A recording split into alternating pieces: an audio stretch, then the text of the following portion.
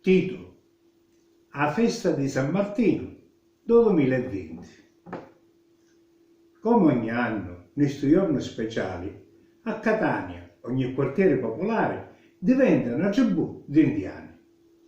Ci sono segnali di fumo che avvisano i cittadini che i castagni arrostuti sono pronti per essere accattati. La fila è lunga, ma tutti siamo ordinati e mascherati.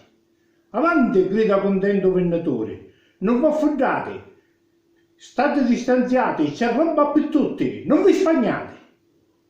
Che dai a dare? Bare.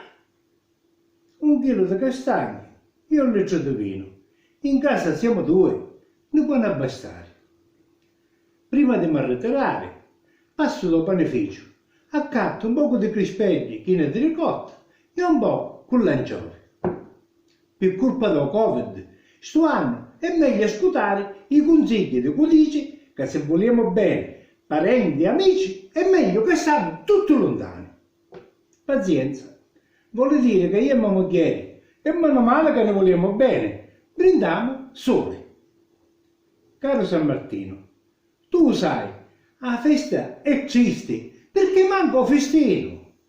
Mi raccomando, per il prossimo anno, datti da fare, mettici una buona parola con il Signore, fanne tornare serene per festeggiare nuovamente tutti insieme.